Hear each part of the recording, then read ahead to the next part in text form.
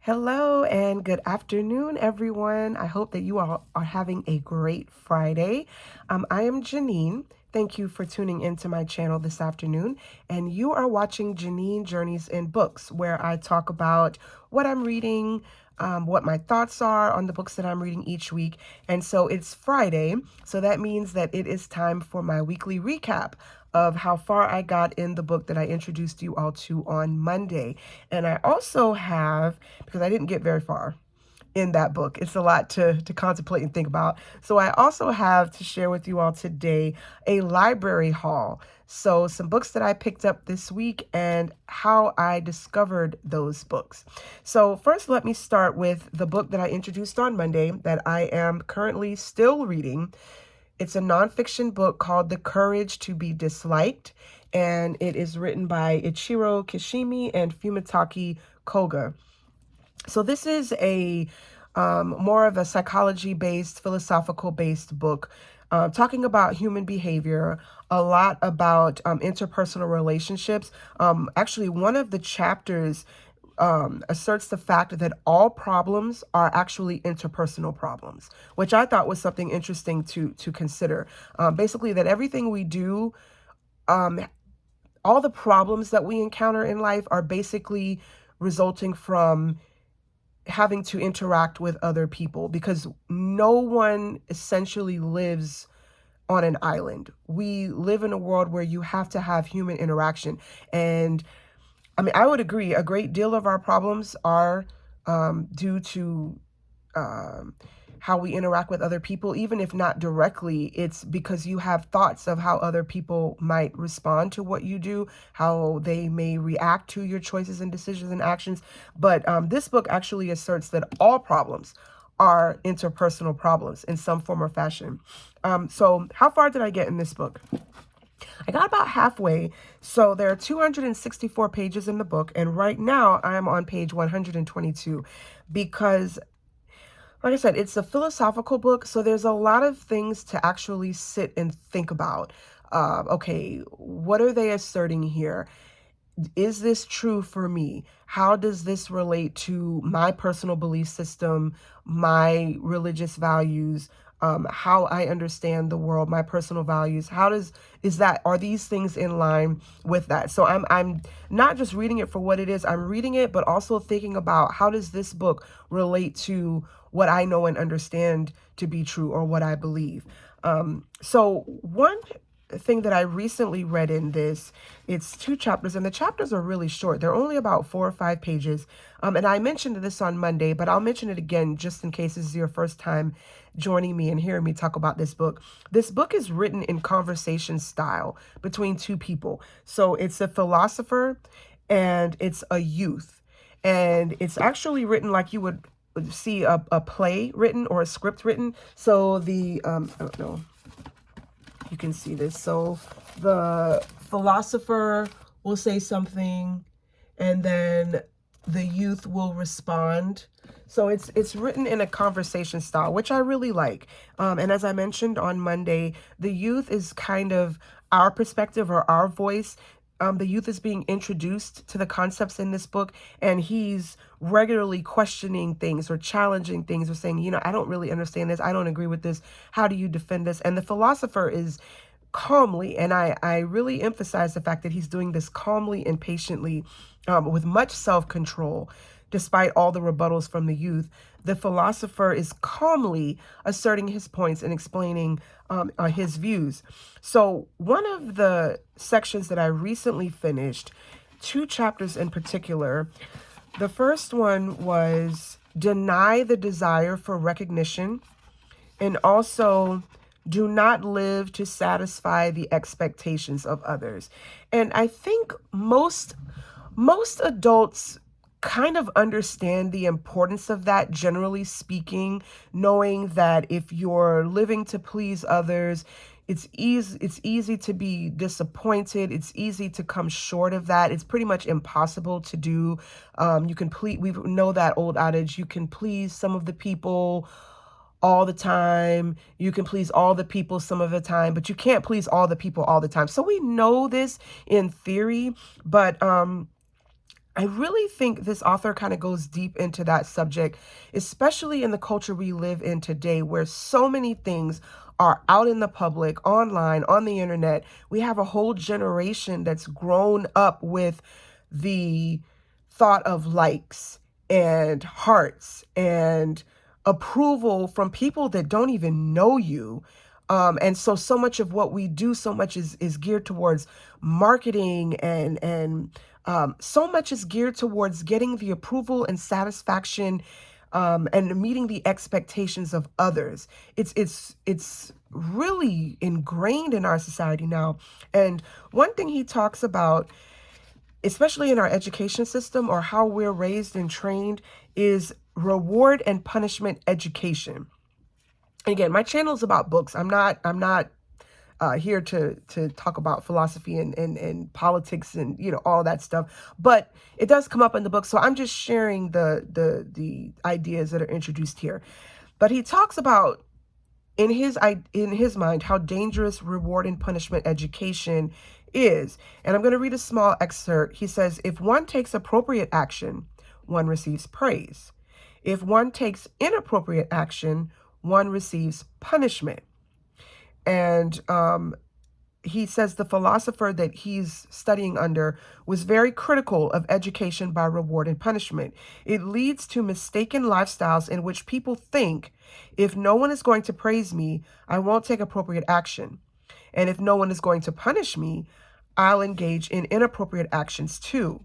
You already have the goal of wanting to be praised. And if you aren't praised by anyone, you'll either be indignant or decide that you'll never do such a thing again.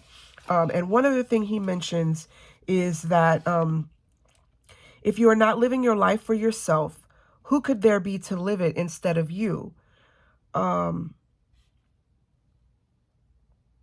He also mentions when one seeks recognition from others and concerns oneself only with how one is judged by others, in the end, one is living other people's lives. And that's the point that I thought was like, wow, that's an interesting way to think about that. So the youth is kind of talking about his choice in college education and how he kind of went into a college course of study and also career that he knew his parents would approve of, regardless of necessarily how he honestly felt about his choice of education.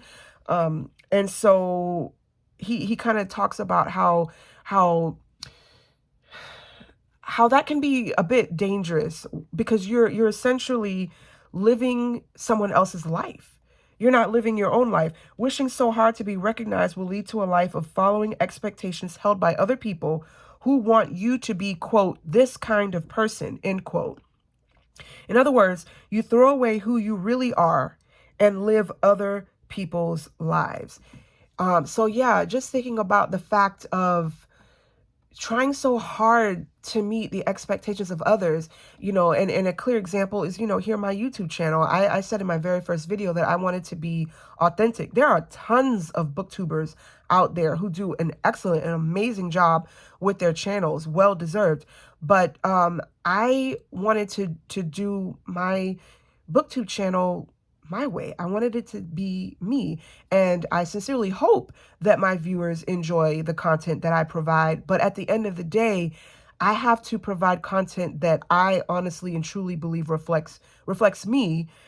Otherwise, it would be someone else's channel. It wouldn't be Janine's channel. And so that's something really, really easy to slip in. And I'm just going to share an example from my personal life.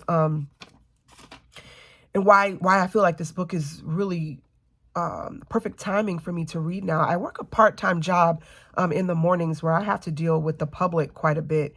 And this past week has been extremely challenging dealing with customers and their expectations, their frustrations, their anger, their irate, thoughtless comments, so just understanding that the work that I do really has to reflect who I am, my personal goals, my ethics, and not live so hard to meet the expectations of others. And I was talking with my sister about the challenges that I've had this week, and she flat out told me, because she's known for years that I have issues dealing with customer service type jobs.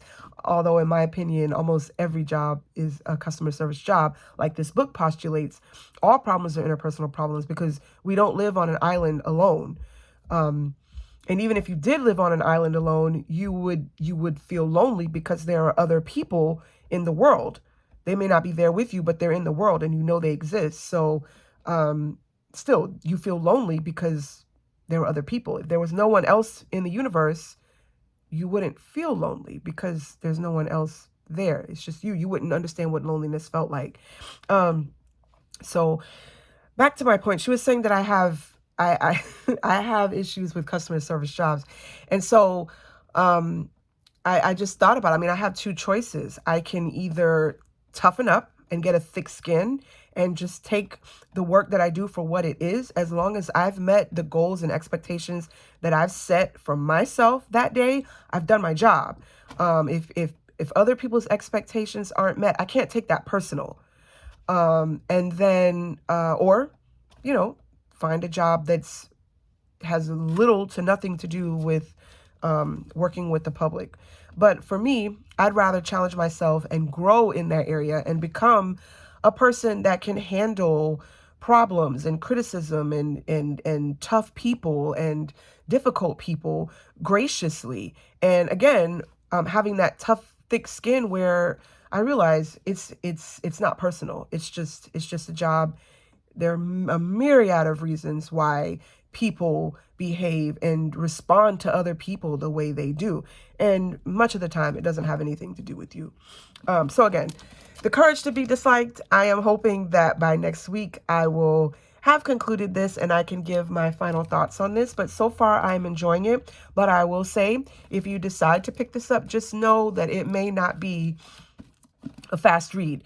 If you're a person that likes to contemplate and think about things deeply, it might take you a little while to get through that one. And that's okay. That's okay. So my library haul, let's take a look at these. I've got 3 books here from my local library, and I actually found out about these through NPR Books. I am on their newsletter mailing list, and they sent out a newsletter, I don't know, it was probably about a week ago, talking about great summer reads. And one of the topics in the newsletter was the best books of 2024 so far by some of their staff at NPR. So I went through and chose 3 of them that I thought may be interesting. And that is the only background that I have on these. I haven't read any critiques on Goodreads or any place about what these are like, how good or bad they are. I just went strictly off the recommendations of the NPR staff. So let's get into these 3 books. So the first one I have is, let's try to get it. Isn't this cover absolutely beautiful? I just love this. The Fox Wife by Yangsze Choo. And she's the New York Times bestselling author of The Night Tiger. So just reading through the synopsis of this book, I get the impression that this is historical fiction. Also, a bit of fantasy might be involved in this too. So the setting is Manchuria in 1908. In the last years of the dying Qing Empire, a courtesan is found frozen in a doorway. Her death is clouded by rumors of foxes, which are believed to lure people by transforming themselves into beautiful women and handsome men. Bao, a detective, so we've got some mystery in here too, with an uncanny ability to sniff out the truth, is hired to uncover the dead woman's identity. Meanwhile, a family who owns a famous Chinese medicine shop can cure ailments, but can't escape the curse that afflicts them. Their eldest sons die before their 24th birthdays. So a bit more mystery and intrigue. So there's secrets in this, a little bit of magical realism. So we'll see. I do like some fantasy. I'm not really big on witches and dragons and spells, and I don't really like to read much about that. But some bit of magical realism I do enjoy. So we'll see how this goes, and I'll let you know when I start this and what my thoughts on there. So we'll see when we get to this one. So the next book that I picked up is called Hard by a Great Forest by Leo Vardiashvili. And I'm probably not pronouncing the last name right. This one I really like because I have not read anything set in this area before. So it's set in the Soviet Republic of Georgia, and I have not read anything in this region. So I am really excited about learning about the region, the culture, whatever history is presented in this. I'm really excited about learning about that. And again, you know, many of the historical fiction books I read sends me on a rabbit hole where I get a bunch of source reference material and start researching nonfiction books and really getting in and learning more about the history. So I'm excited about where this might take me. Brief synopsis. Can't tell up front what period of time this is, but Saba is just a child when he flees the fighting in the former Soviet Republic of Georgia with his older brother Sandro and father Irakli for asylum in England. 2 decades later, all three men are struggling to make peace with the past, haunted by the places and people they left behind. When Irakli decides to return to Georgia, pulled back by memories of a lost wife and a decaying but still beautiful homeland, Saba and Sandro wait eagerly for news. But within weeks of his arrival, Irakli disappears, and the final message they receive from him causes a mystery to unfold before them. I left a trail I can't erase. Do not follow it. Wow. So I am really, I might start this one first because, like I said, I've never read anything from this region of the world, and it sounds very intriguing. Definite mystery, and I'm looking forward to this one. So Hard by a Great Forest is the second book that I picked up. And the last book that I picked up is called A Short Walk Through a Wide World by Douglas Westerbeke. This is another historical fiction. Paris, 1885. Aubrey Torval, a spoiled and stubborn 9-year-old girl, comes across a wooden puzzle ball on her walk home from school. She tosses it over a fence, only to find it in her backpack that evening. Days later, at the family dinner table, she starts to bleed to death. When medical treatment only makes her worse, she flees to the outskirts of the city, where she realizes that it is this very act of movement that keeps her alive. So basically, she has to keep moving. And if at any point she stays in one place, her physical condition starts to deteriorate. Interesting premise. She begins her lifelong journey around the world, constantly on the run from her disease, which won't allow her to stay anywhere more than a few days. From the scorched dunes of the Kalanshio sand sea to the snow-packed peaks of the Himalayas, from a bottomless well in a Parisian courtyard to the shelves of a spectacular underground library, we follow Aubrey as she learns to survive on her own. Along the way, she will encounter friends, enemies, and lovers, strange beasts, wild landscapes, opulent castles, and grand inventions. So with this, I am interested in seeing the world building that they do in this. So clearly this is also a bit of magical realism, fantasy in this. We'll see if they try to incorporate any medical science fiction in this, possibly historical fiction, but very interesting. I am also looking forward to get starting with this one. Not sure when, but I'll keep you posted and let you know how it goes. So that is all that I have for you this Friday, recapping where I am with my reading. And I'm looking forward to sharing with you how The Courage to Be Disliked, how that pans out for me in the end. So I hope you all have a wonderful weekend, and I will see you in the next video. Bye-bye.